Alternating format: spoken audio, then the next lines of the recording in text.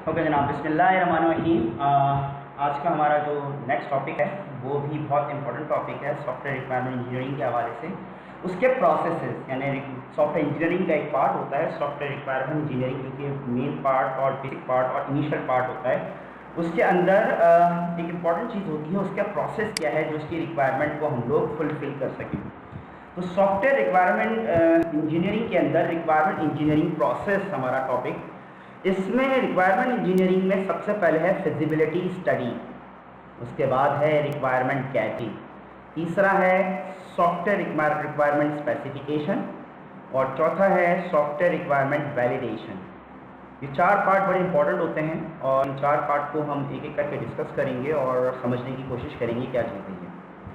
Feasibility के हवाले से फिजिबिलिटी बेसिकली सबसे पहला डॉक्यूमेंट होता है, इनिशियल डॉक्यूमेंट होता है जो कि हम क्लाइंट पे हैंड ओवर करते हैं, जिसमें हम ये बताते हैं कि ये प्रैक्टिकली पॉसिबल है। जो प्रोजेक्ट हमें मिला है, जो क्लाइंट ने हमें प्रोजेक्ट दिया है, वो प्रैक्टिकली पॉसिबल है भी कि नहीं है।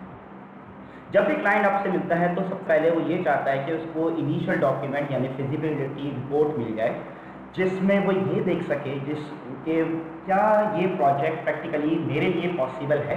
अगर है तो उसके कुछ पार्ट्स होते हैं किस तरह से वो प्रैक्टिकली पॉसिबल होगा, यानी वो ऑर्गेनाइजेशन के ऑब्जेक्ट्स को अचीव कर सकेगा नहीं कर सकेगा, वो क्या क्या चीज़ें गोल अचीव करके देगा ऑर्गेनाइजेशन को, क्या क्या चीज़ों की कंट्रीब्यूशन होगी प्रोजेक्ट की ऑर्गेनाइजेशन के लिए। जो सबसे इम्पॉर्टेंट पार्ट है वो है इसकी कॉस्ट की कंस्ट्रेंट। कॉस्ट के हवाले से क्या उसकी रेंज में या उसके लिए फिजिबल होगा, अफोर्डेबल होगा ये प्रोजेक्ट के नहीं। इसमें जितनी भी फिगर होती है वो बेसिकली अप्रॉक्सीमेट होती है। ऐसा नहीं होता कि इसमें जो फिगर आपने लिख दी वो डेफिनेट और लास्ट फिगर है, ऐसा नहीं है। वो कब होती है वो आपको आगे चल के बताऊँगा मैं। अभी सिर्फ इतनी सी बात हम इस चीज़ को समझ लेते हैं। फिजिबिलिटी स्टडी जो है या फिजिबिलिटी रिपोर्ट जो आगे तक के बनती है वो बेसिकली हम अपने क्लाइंट को इंश्योर करते हैं कि आपका जो प्रोजेक्ट है वो क्या प्रैक्टिकली पॉसिबल है नहीं है, उसमें आपको क्या गोल अचीव करके देंगे और जो गोल अचीव होगा वो ऑर्गेनाइजेशन के लिए कितना इंपॉर्टेंट होगा और किन किन टास्क को वो उसमें फुलफिल कर सकेंगे, और जो कॉस्ट वाइज उसके लिए ये एप्लीकेबल है या नहीं है।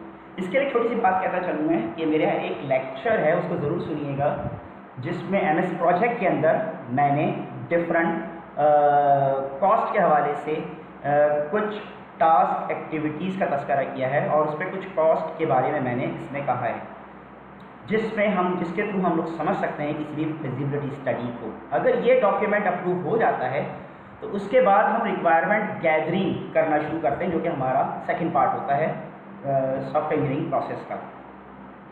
इसमें हम लोग फिजिबिलिटी स्टडी के बाद हम पॉजिटिव वे में इसको आगे बढ़ाते हैं और उसके बाद एनालिस्ट यानी एनालिस्ट जो एनालिसिस करता है वो कम्युनिकेट करता है तमाम चीज़ों को क्लाइंट के साथ और एंड यूज़र के साथ, और उसके बाद उनको उसके बारे में आइडियाज़ देता है कि क्या चीज़ें होनी चाहिए और क्या चीज़ें नहीं होनी चाहिए, और उसके फ़ीचर के बारे में कि क्या क्या उसमें फ़ीचर्स उस होंगे आपके प्रोडक्ट के अंदर जो कि उसमें शामिल होंगे सॉफ्टवेयर के अंदर। इसी तरीके से इसके नेक्स्ट स्टेप जो हमारा गोल होता है, गोल ये होता है हमारा SRS बना के अपने क्लाइंट को दे देना, जो तीसरे फेज़ के अंदर होता है, जिसमें हम लोग करते ये हैं कि जो एनालिस्ट होता है वो बाकायदा तौर पे जितनी भी स्टेक होल्डर उन लोगों को कहते हैं जो कि डायरेक्टली और इनडायरेक्टली आपके प्रोजेक्ट से यानी जिनका कंसर्न होता है, वो तमाम लोगों की इंफॉर्मेशन जो उनको रिक्वायरमेंट होती है उसमें तमाम SRS के अंदर होती है। SRS आपका ऐसा डॉक्यूमेंट होता है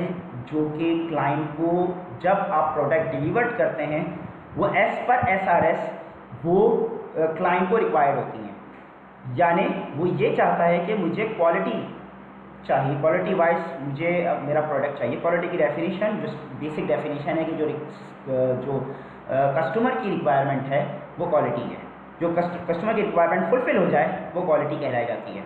तो उस हवाले से जो क्वालिटी आपने जो अपने क्लाइंट को देते हैं, क्वालिटी वाइज प्रोडक्ट जो अपने क्लाइंट को देते हैं, उसके बारे में सारी इन्फॉर्मेशन आपकी SRS के अंदर होती है, यानी सॉफ्टवेयर रिक्वायरमेंट स्पेसिफिकेशन के अंदर आपकी तमाम रिक्वायरमेंट मौजूद होती है। इसमें शामिल आपके हार्डवेयर, आपके एक्सटर्नल इंटरफेस कौन कौन से होंगे, आपके स्पीड ऑपरेशंस क्या होंगे, यानी सॉफ्टवेयर और उसकी ऑपरेशंस किस तरह से होगी, कितने तेज़ी से, क्योंकि इसमें हम लोग एक और चीज़ इसमें रखते हैं, plan of action. Plan of action में हम गैंट चार्ट बनाते हैं। गैंट चार्ट बेसिकली इसके बारे में मैंने MS प्रोजेक्ट के अंदर मेरे लेक्चर्स में ज़रूर सुनिएगा, वो किस तरीके से हम लोग बनाते हैं, वो स्पीड ऑफ ऑपरेशन पे डिपेंड करता है। फिर response of time of system हो गया, speed of recovery after crash, इसके बारे में इंफॉर्मेशन, सिक्योरिटी, क्वालिटी के बारे में आपको बता चुका हूँ कि जो यूज़र की रिक्वायरमेंट को फुलफ़िल हो जाए वो क्वालिटी कहलाती है। और इसके बाद उसमें लिमिटेशन क्या क्या चीज़ें हैं उसमें ऐसी हैं जो कि नहीं कर पाए, पर नेक्स्ट वर्जन में उसको हम ये प्रोडक्ट में फुलफिल कर पाएंगे, तो वो भी सारी चीज़ें इसके अंदर, और इसके क्या नुकसान हैं वो सारी चीज़ें उसमें डिफाइंड होती हैं SRS के अंदर। और भी बहुत सारी चीज़ें होती हैं। इसके लिए आपको मेरा एक और लेक्चर भी है SRS के नाम से, आप नेट पे सर्च कीजिएगा, Syed Imran Ali space bar SRS लिख के सर्च कीजिएगा, तो वहाँ पर डिटेल में मैंने SRS के बारे में, सॉफ्टवेयर रिक्वायरमेंट स्पेसिफिकेशन के बारे में मैंने उसमें बहुत सारी चीज़ें इसमें कही हैं मैंने। इसके बाद लास्ट में आपके सामने सॉफ्टवेयर वैलिडेशन आता है। सॉफ्टवेयर वैलिडेशन कहते हैं कि जब SRS बन जाता है तो उसको वैलिडेट करना कि क्या उसमें एम्बिग्विटी तो कोई नहीं रहेगी, या कोई डाउटफुल चीज़ें तो नहीं रहेगी, यानी उसको वैलिडेट करना, चेक करना। और इसके बाद प्रैक्टिकली इम्प्लीमेंटेड हो भी रहा है कि नहीं हो रहा है, एज़ पर आपने जो फिजिबिलिटी स्टडी में आपने रिपोर्ट में बनाया था और SRS में जो आपने कहा था। और उसके बाद क्या बोलते हैं, उसके एज पर डॉक्यूमेंट क्या कंप्लीट हुआ है नहीं हुआ, क्या डेमोन्स्ट्रेटेबल है कि नहीं है, ये तमाम चीज़ें SRS में होती हैं।